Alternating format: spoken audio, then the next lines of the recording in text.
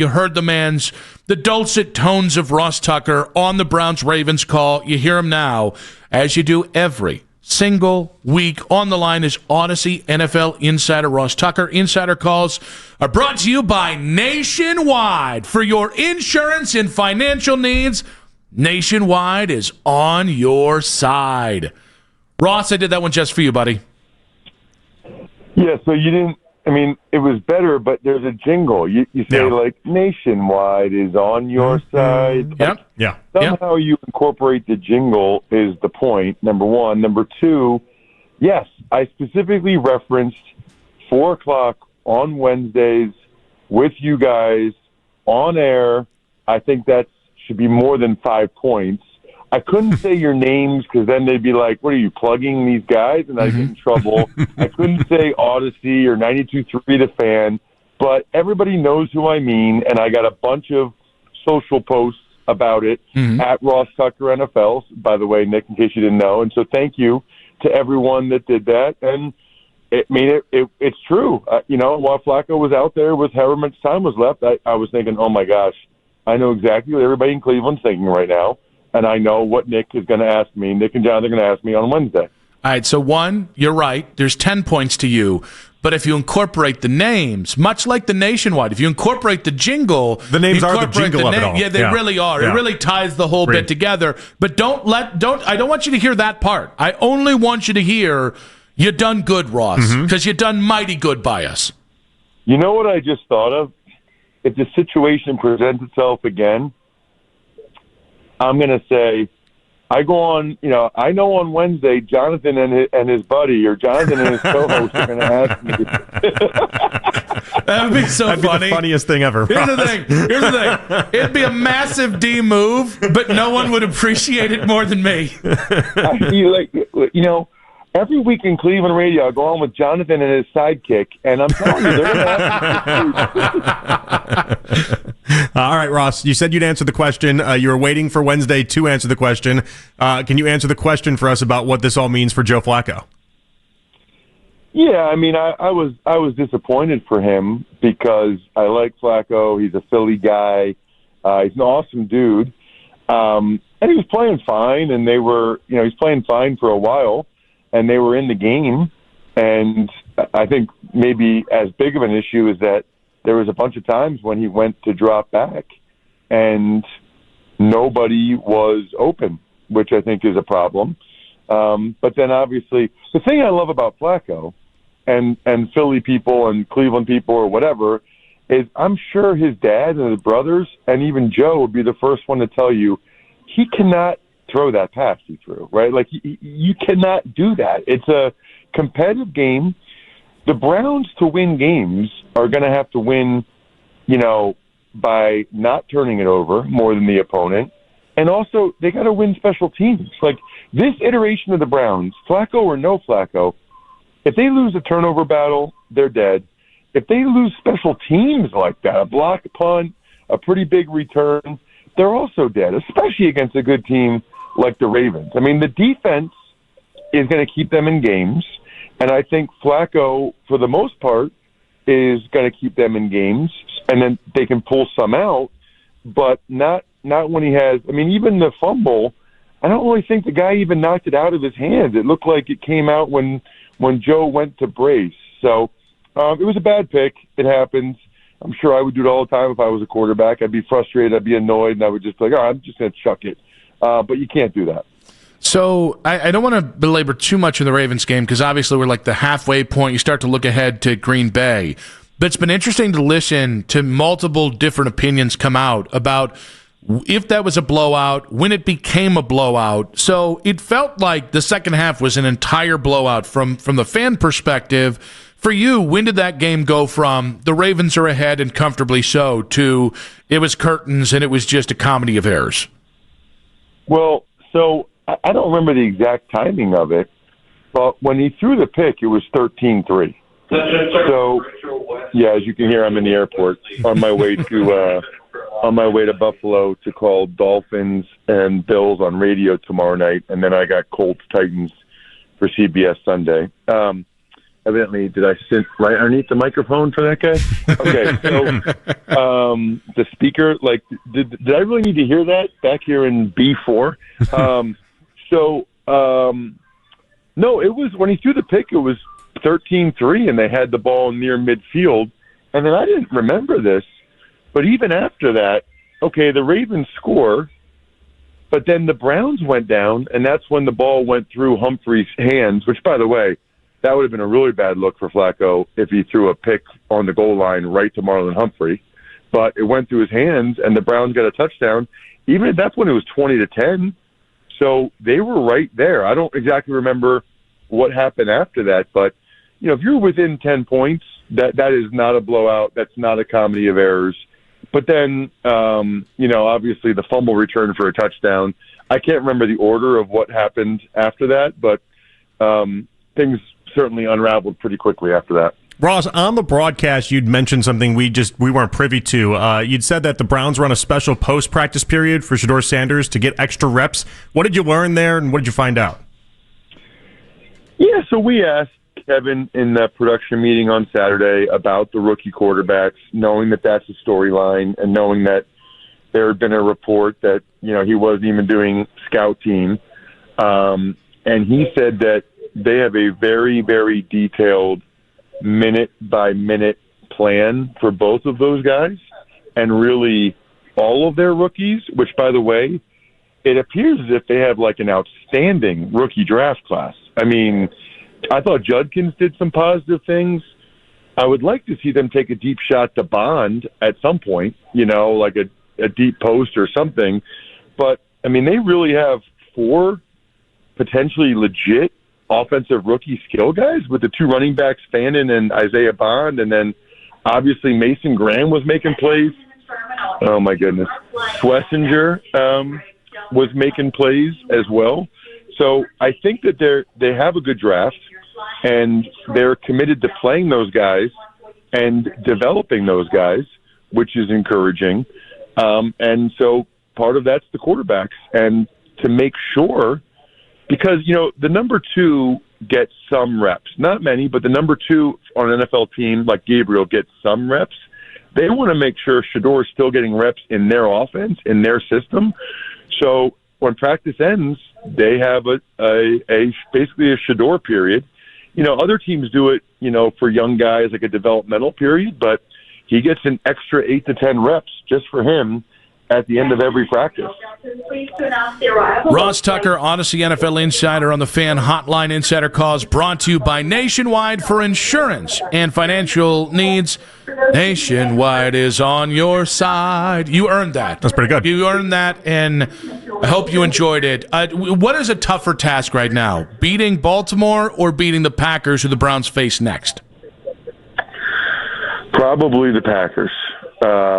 As you guys know, I do my power rankings on the Ross Tucker podcast, the critically acclaimed Ross Tucker podcast, every Tuesday. And this is the second week in a row I've had the Packers as the best team in football. I mean, think about what they did to the Lions offense. And then the Lions go out and put a 50-burger on the Bears.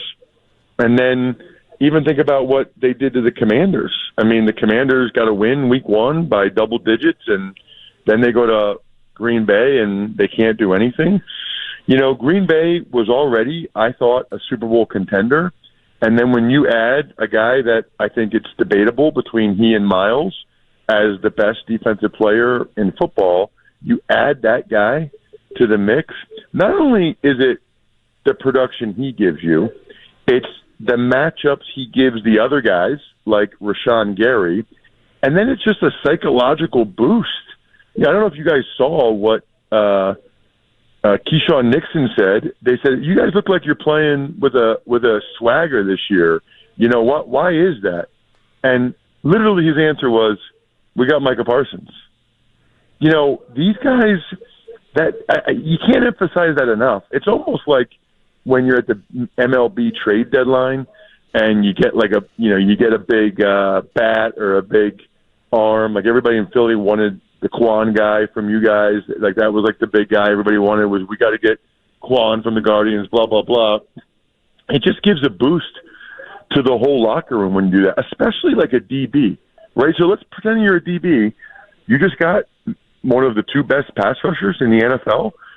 Wouldn't you be more confident to be a little bit more aggressive earlier in the route, not being as worried about the guy beating you late or beating you with a double move or whatever because you don't think that they'll really even have the time because you got Micah? I mean, there's a lot of different layers to this.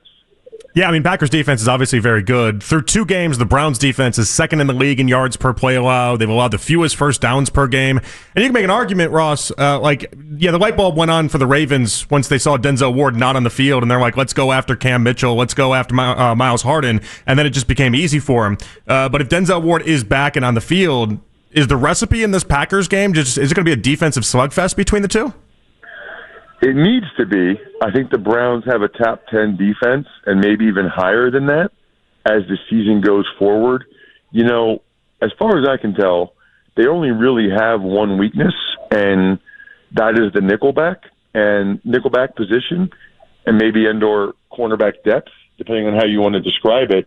I thought Todd Monken, the OC for the Ravens, did a good job of getting those guys isolated. And that's actually a huge – I don't know if I was clear about this enough during the broadcast. Maybe I was. Somebody hit me up on Twitter and said I did a good job with it. But I can't emphasize enough how frustrating it is when a professional football player doesn't know where their help is.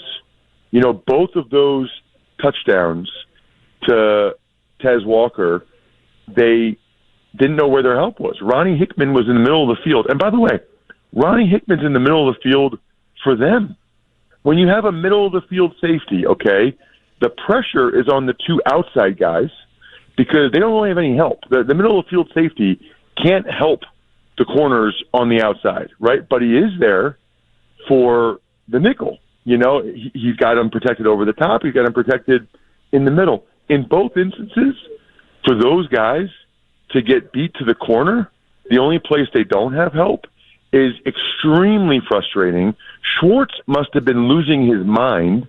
I thought he called a really good game. I think they have a really good defense. If those guys just know what they're doing, forget even being good cover guys, if those guys just know what they're doing, you know, the Browns defense would have been even better if they had just forced them to Ronnie Hickman. And you have to in the NFL. It's so hard to cover these guys, or in my case, block these guys. I always knew where my help was, and I used the crap out of my help because I wasn't good enough to block guys one-on-one. That those guys are making it they're making it impossible on themselves, which is why Walker was wide open both times. Ross Tucker, Odyssey NFL Insider on the Fan Hotline. You had Emory Hunt on the Ross Tucker Football Podcast, critically acclaimed, I might add. And he had made, and something we're actually going to talk about later in this hour, he had claimed Shedeur and Cam Ward are better than any of the 2026 draft quarterbacks. I didn't get a chance to see your reaction to that. I'm just curious whether you agree with Emory Hunt about the 2026 class so far. Well, so first of all, I'm not one of those guys that sits there and breaks down the tape of Garrett Nussmeier and Arch Manning. Now, certainly I watch the games when they're on, and I think it's very clear so far that, you know, the narrative coming into the year, and I think that the Browns, just based on what they did in the draft, probably agreed with it, was that this upcoming year's draft class, would be a better one for quarterbacks. And everybody's talking about, you know, Nussmeier and Arch Manning and Drew Aller and all these guys. I got to be honest with you, I don't really think any of them are playing very well. I mean, I watch a lot of Penn State football living in Central PA. Aller's been just okay. Nussmeier had a crazy interception the other night, which I couldn't believe. Arch Manning's been a major disappointment. So that will be interesting. You know, now there's other guys that people don't know as much about that are emerging, and there's still a lot of season to be played. Now, I think the NFL would disagree with Emory. I mean, the NFL might agree with Emory as far as Cam Ward's concerned, but pretty clearly the NFL would disagree with Emory as far as Shedeur Sanders is concerned. He's always been very, very high on Shedeur based on going back to Jackson State. You know, obviously the NFL does not agree with Emory's evaluation, but I thought that was very interesting because, you know, the thought is there's, you know, you look at any mock draft, they have like 4 or 5 quarterbacks going in the first round, and then you watch these guys and you're like, that's the guy that they think's going in the first round? Really? That's a first-round quarterback right there? Doesn't look like it to me. But then the flip side is like Carson Beck looks awesome again this year, right? Whereas, 2 years ago he's supposed to be good. Last year he was not good. Now he looks awesome again. So it's a little bit of an up and down roller coaster there. Ross, I got to ask you about one of the big stories of the day.